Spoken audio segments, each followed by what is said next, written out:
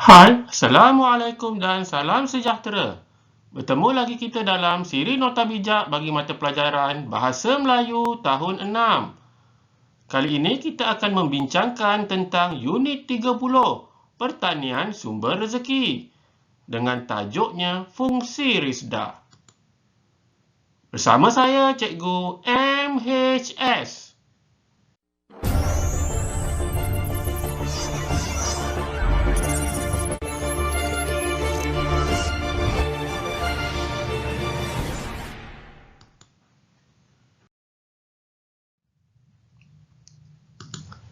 Standard kandungan kita pada kali ini adalah 1.7. Berbincang dan mengemukakan pendapat tentang sesuatu perkara daripada pelbagai sumber secara bertata susila. Manakala, standard pembelajaran kita adalah 1.7.2. Berbincang dan mengemukakan pendapat secara kritis dan kreatif dengan menggunakan ayat yang gramatis secara bertata susila.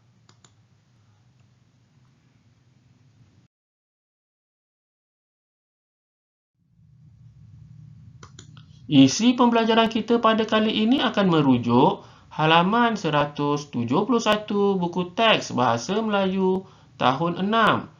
Terdapat satu petikan yang bertajuk Fungsi Risda di halaman 171. Kita akan baca petikan ini dan kita akan bincangkan isinya sebentar lagi. Terlebih dahulu, cikgu ingin kamu lihat pada bahagian yang telah cikgu tandakan dengan kotak berwarna merah. Terdapat tugasan yang perlu kamu selesaikan pada bahagian ini. Cikgu bacakan terlebih dahulu. Kami faham, Ruben.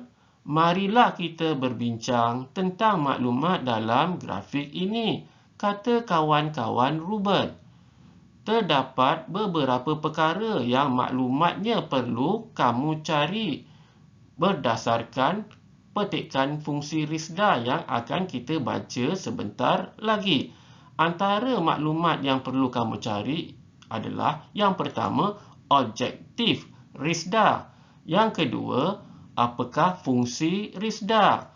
Yang ketiga, apakah faedah risda ini ditubuhkan. Yang keempat, kejayaan hasil kerjasama Risda dengan RRIM dan Mardek. Dan yang terakhir, apakah kegunaan getah pada masa hadapan.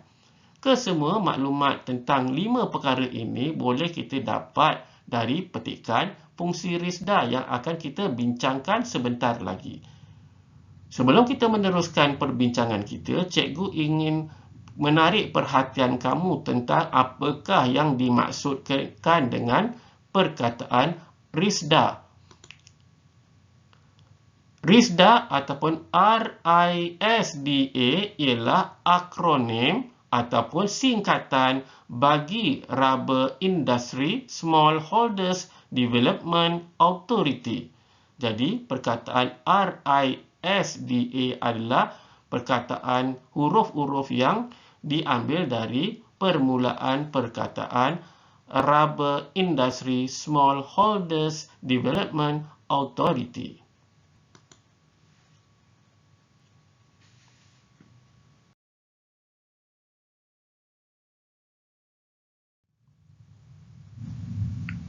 Ini adalah petikan fungsi Risda yang kita akan baca dan bincangkan bersama-sama. Seperti mana yang telah cikgu sebutkan tadi, ada 5 perkara yang perlu kita cari maklumatnya berdasarkan petikan ini. Yang pertama, kita perlu mencari maklumat tentang objektif penubuhan Risda. Yang kedua, kita perlu mencari maklumat tentang fungsi Risda. Yang ketiga, kita perlu mencari maklumat tentang faedah Risda ini ditubuhkan. Yang keempat, kita akan mencari maklumat tentang kejayaan hasil kerjasama Risda dengan RRIM dan Mardek. Dan yang terakhir, kita akan mencari maklumat tentang kegunaan getah pada masa hadapan.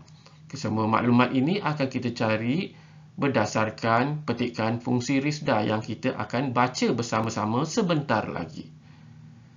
Mari kita baca petikan ini. Kawan-kawan, Sila dengar penerangan saya ini, kata Ruben.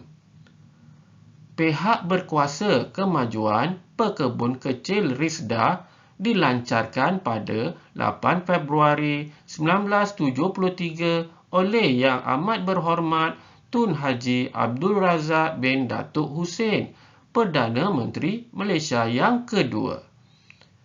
Risda ditubuhkan untuk membentuk masyarakat pekebun kecil getah yang progresif. Cuba kita lihat ayat yang baru cikgu baca tadi. Cikgu gariskan dengan garisan berwarna coklat. Ini adalah sebenarnya menerangkan tentang objektif Risda ditubuhkan.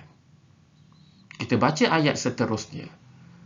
Risda juga membantu pekebun kecil melalui aktiviti perladangan secara komersial. Ayat ini juga adalah merupakan objektif Risda ini ditubuhkan. Jadi, kita telah memperolehi dua objektif berdasarkan petikan yang terdapat atau petikan yang kita baca ini. Kita akan cari maklumat-maklumat seterusnya tentang 4 perkara lain yang kita telah senaraikan. Kita baca seterusnya. Risda turut memberi pekebun kecil benih pokok getah dan baja yang bermutu tinggi dan khidmat nasihat. Ayat ini telah cikgu tandakan atau cikgu gariskan dengan garisan berwarna merah kerana ini merupakan fungsi Risda ditubuhkan. Adakah fungsi lain yang terdapat dalam petikan ini yang disebut? Yang kita boleh cari maklumatnya tentang fungsi Risda. Kita baca ayat seterusnya. Selain itu, Risda memberikan bantuan kewangan kepada pekebun kecil sementara menunggu hasil tanaman diperoleh. Petikan ataupun ayat ini juga merupakan salah satu fungsi Risda ditubuhkan. Kita baca ayat seterusnya. Selain itu, Risda ditugasi untuk melaksanakan penanaman semula pokok getah. Perkataan selain itu ataupun penggunaan penanda wacana selain itu menunjukkan ayat ini merupakan sambungan ataupun berkaitan dengan fungsi Risda juga. Jadi cikgu gariskan dengan garisan berwarna merah. Kita baca ayat seterusnya. Pekebun akan diberi pokok getah yang diklonkan. Melalui amalan agronomi yang baik, pekebun akan memperoleh hasil yang lumayan. Cuba kita lihat ayat ini. Melalui amalan agronomi yang baik, pekebun akan memperoleh hasil yang lumayan. Ini merupakan ayat yang menerangkan tentang faedah yang diperolehi oleh peneroka di sebalik penubuhan Risda. Kita baca ayat seterusnya di perenggan yang seterusnya. Di samping itu, Risda berganding bahu dengan Mardek untuk menjalankan penyelidikan kualiti getah menerusi penubuhan Pusat Penyelidikan Getah Malaysia atau PPGM. Oleh itu, Mardek telah muncul sebagai pengeluar getah yang bermutu tinggi untuk keperluan ekspor. Baik, ayat ini merupakan ayat yang menerangkan tentang kejayaan yang dicapai hasil kerjasama Risda dan Mardek. Kita baca ayat seterusnya. Risda turut bekerjasama dengan Institut Penyelidikan Getah Malaysia atau RRIM. institut ini membantu RISDA membekalkan anak-anak getah yang bermutu tinggi seperti Klon 2025, Klon PB350 dan RRIM 3001 atau Klon 1 Malaysia. Ayat ini merupakan salah satu kejayaan yang dicapai hasil kerjasama RISDA dan RRIM. Kita baca ayat seterusnya. RRIM juga mencipta alat yang dapat melindungi kulit pokok daripada dibasahi hujan. Ayat yang kita baca tadi juga merupakan salah satu kejayaan yang dicapai hasil kerjasama RISDA dengan RRIM. Ayat seterusnya. Hasil kerjasama tersebut, susu getah yang bermutu tinggi dapat dihasilkan. Ayat yang cikgu gariskan ini iaitu susu getah yang bermutu tinggi dapat dihasilkan juga merupakan kejayaan yang dicapai hasil kerjasama RISDA dengan RRIM. Kita baca ayat yang seterusnya. Oleh sebab itu, getah keluaran Malaysia mendapat permintaan tinggi dalam pembuatan produk seperti tayar, peralatan perubatan dan penebat elektrik. Senarai barang atau produk keluaran Malaysia itu yang telah kita baca tadi seperti tayar, peralatan perubatan dan penebat elektrik merupakan antara kegunaan getah pada masa kini dan juga pada masa hadapan. Jadi kita telah melengkapkan kesemua maklumat tentang 5 perkara yang telah kita senaraikan tadi berdasarkan petikan bertajuk fungsi RISDA.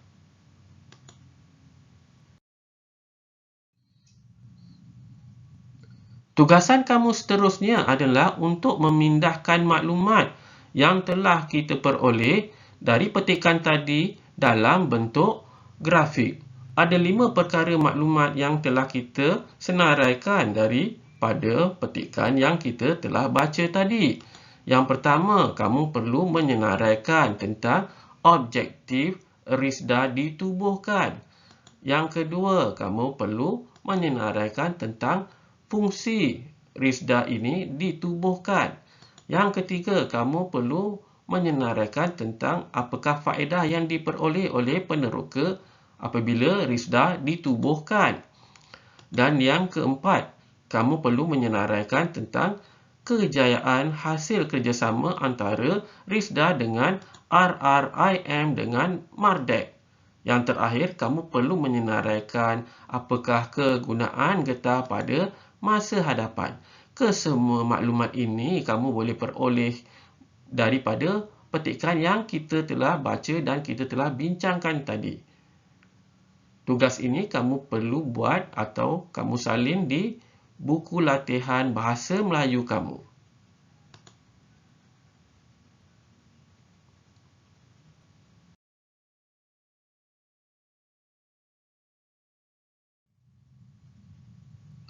Alhamdulillah, selesai sudah perbincangan kita untuk mencari maklumat berdasarkan petikan fungsi RISDA. Perbincangan kita tadi adalah menggunakan rujukan buku teks Bahasa Melayu tahun 6 halaman 171.